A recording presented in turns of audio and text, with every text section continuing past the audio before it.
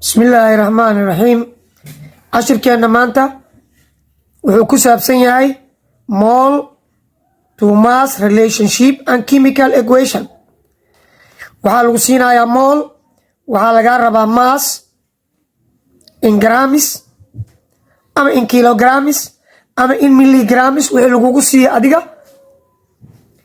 أديكو أديكسنا يا chemical equation isلا chemical example كوغو ريا what mass of sodium hydroxide culays intee la eg oo ah sodium hydroxide will be required ayaa loo baahan yahay to produce si loo soo saaro 0.15 mol eber dhibic 15 mol of magnesium hydroxide in the following reaction iyadoo la adeegsanayo falgalka soo socda. falgalkii waa kan meesha noogu qoran. waaya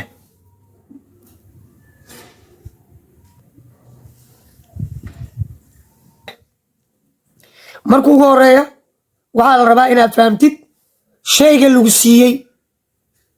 hadda waxaa nala siiyey 0.15 mol oo magnesium hydroxide ah.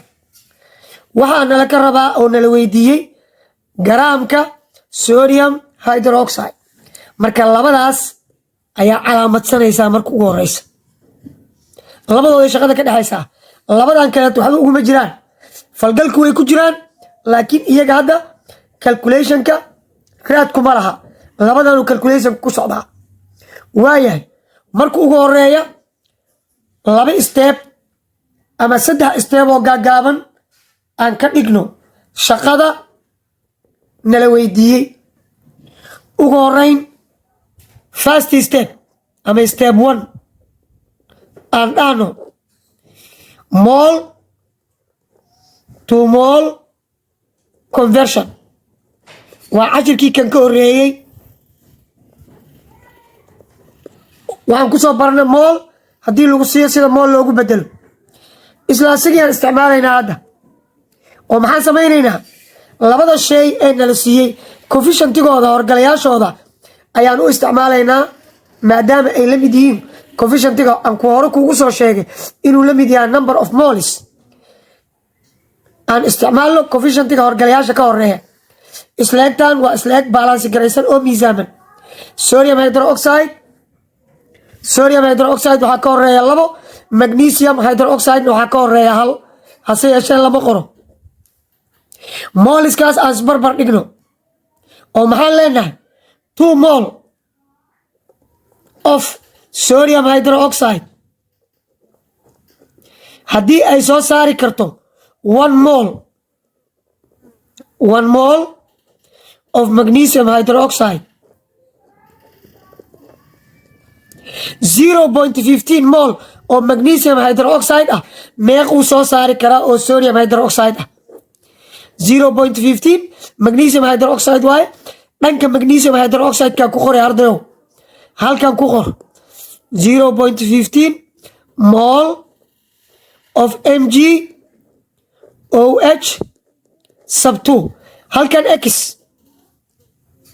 intaas markii aad samaysid mol of magnesium hydroxide iyo mol of magnesium hydroxide isku cancel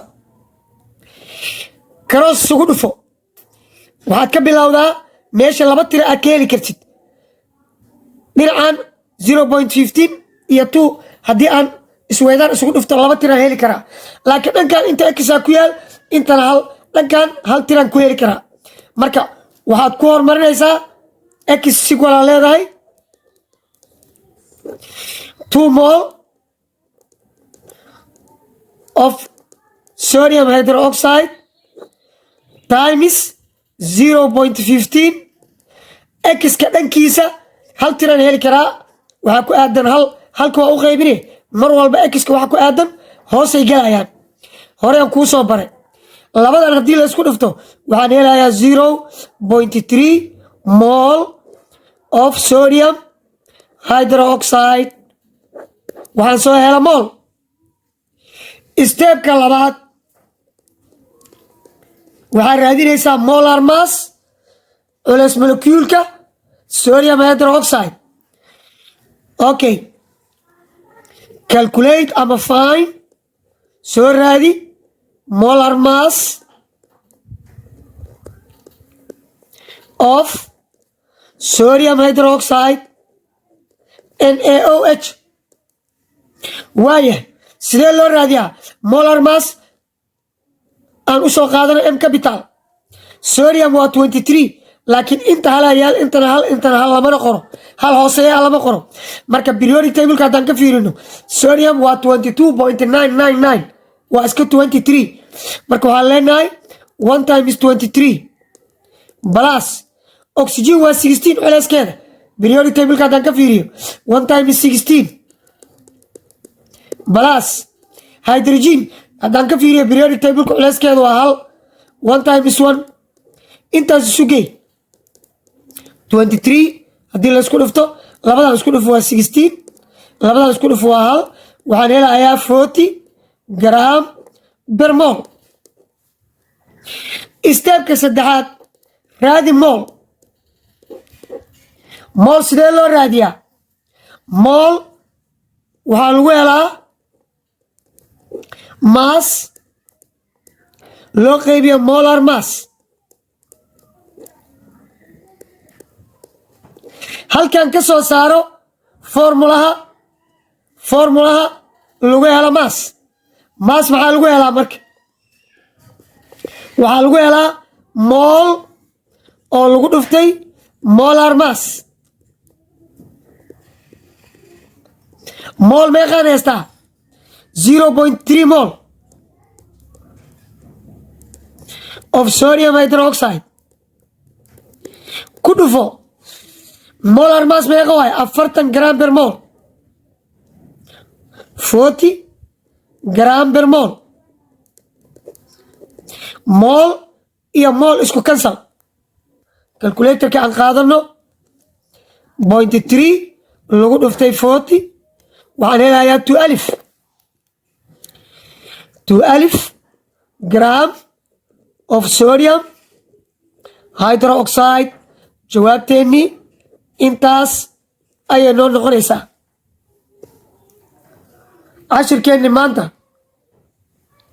oo aan ku soo qaadanay mol to mass relationship xiriirka ka dhaxeeya mol haddii lagu siiyo massna lagaa rabo and chemical equation iyadoo la adeegsanayo isla kiimikaad intaasuu noogu egyahay intaas ayuu noogu egyahay fadlan haddii aad tahay saaxiib nagu cusub like subscribe share commentna ka bixi asxaabta nagu xiran haddii aad ka mid tahayna waa ku mahadsan tahay ku xirnaanta aad ku xiran tahay kanaalka Bara Chemistry. salaamu calaykum waraxmatullaahi wabarakaatu.